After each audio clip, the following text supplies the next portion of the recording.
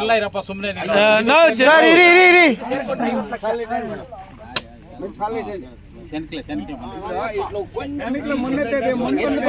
Office ಮುಂದೆಯಿಂದ ಬರೋದಾ ಬಂಡಿ ఇప్పుడు ಯಾಕಡೆ ಊರೊಳಗೆ ಬರೋದಾ ಈ ಆಫೀಸ್ ಅಲ್ಲೇ ಈ ಆಫೀಸ್ ಮುಂದೆ ಚಂದ್ರ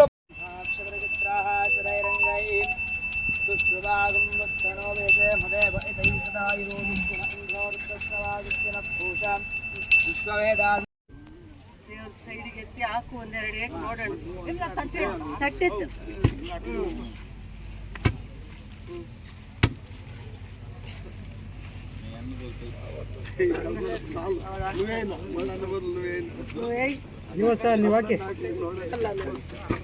ದಿನಮೂ ಕಾವಲ್ ಕಾಯಲ್ಲ ಬಳ್ತಾವ ದಿಗಿಲ್ ಕೊಡಿ ಬಾಗೆ ಪಂಚ ಎಲ್ಲ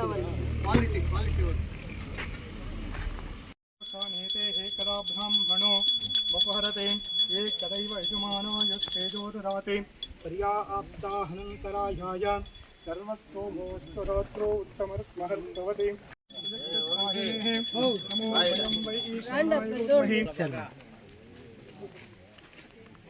ನೋ రెండు కైలే నో సామరణ గేట్ ఎత్తేడి రవణ సామరణ గేట్ కಡೆ ಎಲ್ಲ ಗ್ರಾಮಗಳಲ್ಲೂ 5-6 ವರ್ಷಗಳಿಂದ ಯಾವ್ಯಾವ ರಸ್ತೆಗಳು ಕನೆಕ್ಟಿಂಗ್ ರೋಡ್ಸ್ ರೂರಲ್ ರೋಡ್ಸ್ ಏನು ಹಳ್ಳಿಯಿಂದ ಹಳ್ಳಿಗೆ ಯಾವ್ಯಾವ ರಸ್ತೆ ತುಂಬ ಹದಗೆಟ್ಟಿತ್ತು ಮಳೆಯಿಂದ ಇರ್ಬೋದು 5-6 ವರ್ಷಗಳಿಂದ ಆ ರಸ್ತೆಗೆ ಮಾರ್ಗ ಸರಿ ಇಲ್ಲದೆ ಇರುವಂಥದ್ದು ಸಂಪರ್ಕ ರಸ್ತೆಗಳದ್ದು ಮಾರ್ಗ ಯಾವುದು ತುಂಬ ಹದಗೆಟ್ಟಿತ್ತು ಅವೆಲ್ಲನೂ ಕೂಡ 3 ವರ್ಷದ್ದು ಇದು ಪಟ್ಟಿ ಮಾಡಿದ್ದು 10 ಕೋಟಿ ಅನುದಾನದಲ್ಲಿ ಆಗ್ತಾ ಇರೋಂಥದ್ದು. ಇವತ್ತು ನಾವು 5 ಗ್ರಾಮಗಳಲ್ಲಿ ಪೂಜೆ ಮಾಡ್ಕೊಂಡು ಬಂದಿದ್ದೀವಿ. ಒಂದೊಂದು ಜಾಗದಲ್ಲಿ 1 ಕಿಲೋಮೀಟ್ರು 2 ಕಿಲೋಮೀಟ್ರು 3 ಕಿಲೋಮೀಟ್ರು ಅವ್ರು ಎಷ್ಟೆಷ್ಟು ಬೇಡಿಕೆ ಇಟ್ಟಿದ್ದಾರೋ ಒಂದು ಊರಿಂದ ಇನ್ನೊಂದು ಊರಿಗೆ ಚಿಕ್ಕ ಊರು ಇರ್ಬೋದು ದೊಡ್ಡ ಊರು ಇರ್ಬೋದು ಅವೆಲ್ಲನೂ ಸಂಪರ್ಕ ರಸ್ತೆ ಗ್ರಾಮೀಣ ಅಭಿವೃದ್ಧಿ ಅಂದರೆ PRED ಇಂದ ಮಾಡ್ತಾ ಇರೋವಂಥದ್ದು. ಇದು 10 ಕೋಟಿ ಅನುದಾನದಲ್ಲಿ ಇವೆಲ್ಲ ರಸ್ತೆಗಳು ಈಗ ನಾವು ಮುಂದೆನೂ ಕೂಡ ಮಾಡುವಂಥದ್ದು ಇದೇ ಇದರಲ್ಲಿ ಕವರ್ ಆಗುತ್ತೆ. ಗ್ರಾಮಗಳಲ್ಲಿ ಬಂದಾಗೆಲ್ಲ ಇಲ್ಲಿಗೆ ರಸ್ತೆ ಇಲ್ಲ ಇಲ್ಲಿಗೆ ಮಾತ್ರ ಮಾಡಿಬಿಟ್ಟು ಹೋಗ್ತಾ ಇದ್ದೀರಾ ಅಂತ ಹಿಂದೆ 6 ತಿಂಗಳಲ್ಲಿ ವರ್ಷದಿಂದ ನಾನು ಎಲ್ಲೆಲ್ಲಿ ಪೂಜೆ ಮಾಡೋಕ್ಕೆ ಹೋದಾಗ ಇದೇ ಗ್ರಾಮಕ್ಕೆ ಪೂಜೆಗೆ ಬಂದಿರ್ತಾರೆ.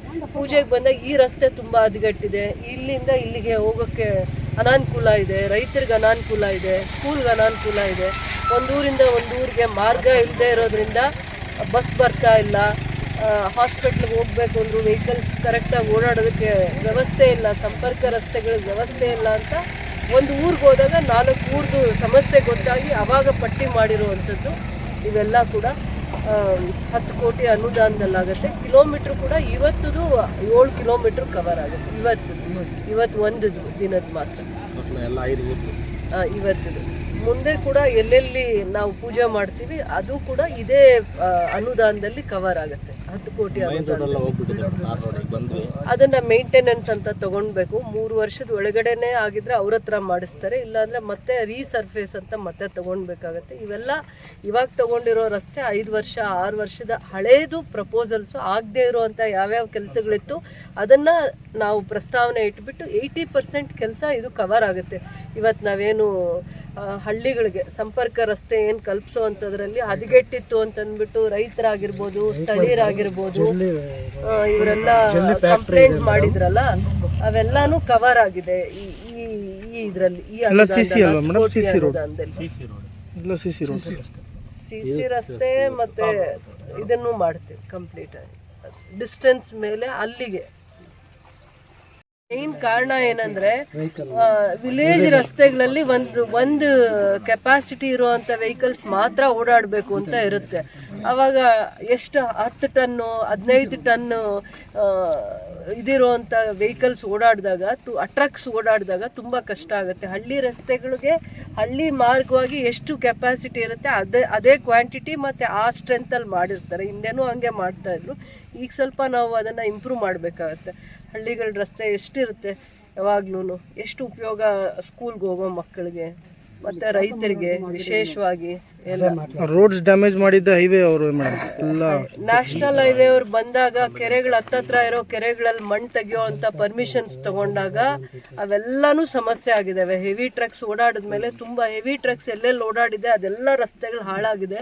ನಾವು ಕೆಲಸ ಮಾಡೋರ್ನು ನಾವು ಇದು ಮಾಡೋಕ್ಕಾಗಲ್ಲ, ಬಟ್ ಮೇಂಟೆನೆನ್ಸಲ್ಲಿ ಮತ್ತೆ ರೀಸರ್ಫೇಸ್ ಮಾಡೋಣ. ಅದೇ ಅನುದಾನದಲ್ಲಿ ಆಗದೆ ಹೋದರೆ ಅದು ತಪ್ಪು ಅಂತ ಹೇಳೋಕ್ಕಾಗಲ್ಲ.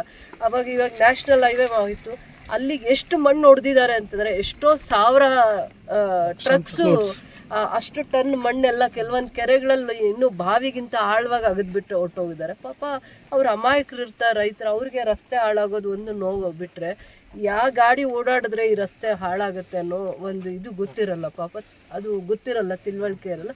ಬಟ್ ಹಳ್ಳಿಗಳಲ್ಲಿ ಮಾತ್ರ ರಸ್ತೆಗಳು ಹಾಳಾಗಿರೋದು ಈ ಟ್ರಕ್ಸ್ ಓಡಾಡಿದ್ಮೇಲೆ, ಹೆವಿ ಟ್ರಕ್ಸ್ ಓಡಾಡಿದ್ಮೇಲೆ ಈ ಪರಿಸ್ಥಿತಿಗೆ ಬಂದಿದೆ.